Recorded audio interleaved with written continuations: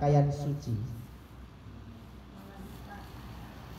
Bekas jemur baju, kadang-kadang kan gini, baju bayi yang kena ompol, kadang-kadang nggak dicuci langsung di PP wae lah, wong ora mambu, kadang-kadang gitu kan ya. Tapi najis, enggak jemur wae. Stoknya soalnya menipis, stok baju dijemur, diambil kan. Padahal tadi ini baju ini kain ini ada najisnya, diambil nih kainnya yang dijemuran tadi. Lalu kita pakai baju, ada baju bersih, dijemur di tempat tali jemuran yang sama itu, boleh tidak? Jawabannya boleh. Alasannya kenapa? Najisnya hilang bersama dengan hembusan angin dan sinar matahari.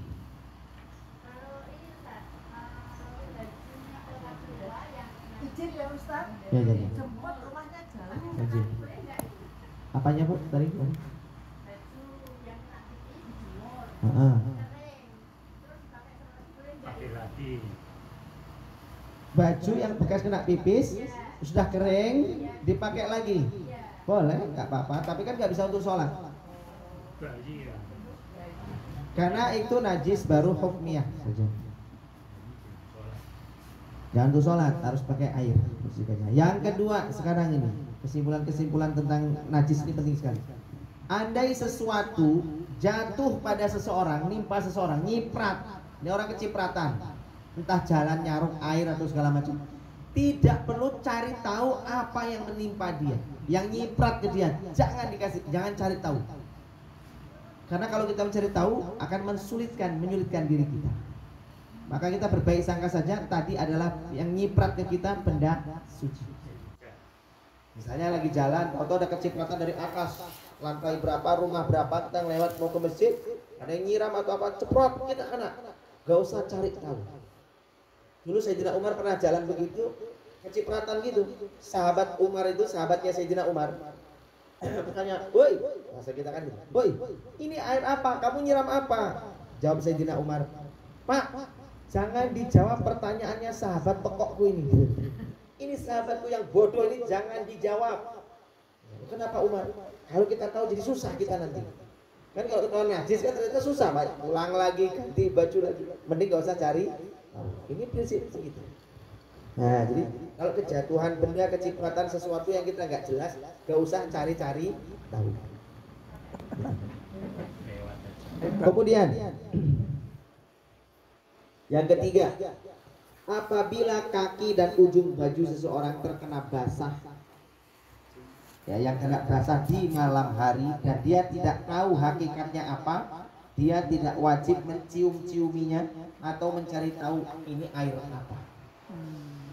Apabila kaki atau ujung baju seseorang terkena sesuatu yang basah di malam hari, iki terus opo to jane? Ora usah digoleki ngerti opo, ndak perlu. Nanti akan menyusahkan. Yang keempat, tidak ada kewajiban mencuci sesuatu yang terkena tanah jalanan. Saya ulangi nih. Tidak perlu dan tidak wajib mencuci sesuatu, baju kita pakaian yang terkena tanah di jalanan. Keceprotan ledut atau ana wong numpak mobil gitu ya, nyiprat kayak lumpur dan segala macam, itu tidak ada kewajiban mencucinya. Nah, ya reget toh, kotor ya. Maksudnya di sini maksudnya tidak wajib dicuci sebagaimana menghilangkan najis, maksudnya itu. Kotoran itu jangan dianggap najis. Maka kotoran yang dari tanah itu tidak najis. Nah, ini nih yang kelima nih, penting banget nih yang kelima. Seseorang yang selesai sholat, ini nih Pak, ini penting sekali, ibu-ibu. Seseorang yang selesai sholat lalu baru tahu ternyata ada najis di pakaiannya atau di badannya. Jadi wis rampung sholat, assalamualaikum warahmatullah, assalamualaikum warahmatullah, lagi zikir-zikir, terus dia tahu ini apa? Ini kan kena najis, dicium-cium, bau pusing, atau mungkin kena kotoran kucing atau bau najis ini, dia tahu jelas ini najis, ketahuan. Setelah selesai sholat tahunya selesai. Padahal sebelum itu ia tidak tahu kalau bajunya itu ada najisnya. Ya, sebelumnya nggak tahu. Tahunya itu setelah sholat malah, oh bajuku ki ono najisnya toh. Tahunya setelah selesai sholat. Atau Dia tahu tapi lupa. Sebelumnya dia tahu baju ini nih misalnya nih ada najisnya. Ning dek lali tinggu nggih salat. Rampung salat baru ingat, wah, kok aku pakai baju ini ya? Ini kan baju ada najisnya tadi. Paham ini maksud saya ya? Jadi lupa dia. Baju yang dipakai ini baju najis, dia sudah tahu. Ini lupa. Atau dia tidak lupa tapi nggak bisa menghilangkan najisnya. Nggak lupa tapi nggak bisa menghilangkan najisnya. Maka sholatnya tadi tetap sah dan tidak wajib mengulangnya. Sah sholatnya, tidak perlu mengulang. Berdasarkan firman Allah Subhanahu wa taala, "Walaisa 'alaikum junahun fima akhta'tum bihi." Dan tidak ada dosa atasmu terhadap apa yang kamu khilaf padanya. Surat Al-Ahzab ayat 5. Ini semua khilaf. Yang pertama tadi rampung sholat, oh baju kiki ono najisnya toh. Nah itu kasus pertama. Kasus kedua, selesai sholat, oh iya ya baju kiki kan ono najisnya gitu. Lali aku kok nganggo baju iki. Nah lupa. Yang ketiga, tahu kalau baju itu ada najisnya, nih dia nggak bisa ganti, nggak punya baju lagi, atau mungkin ya kan nggak bisa dihilangkan. Nah maka sholatnya tetap sah dan tidak perlu diulang. Kesimpulan yang berikutnya tentang najis ini. Orang yang tidak tahu letak najis pada pakaiannya, maka dia wajib mencuci seluruh bagian baju. Pokoknya bajunya ini kena najis, ini dia lupa sebelah mana yang kena najis, maka baju itu wajib dicuci secara keseluruhan. Tapi kalau dia yakin yang kena najis cuma bagian lengannya saja, ya cuci lengannya saja nggak apa-apa.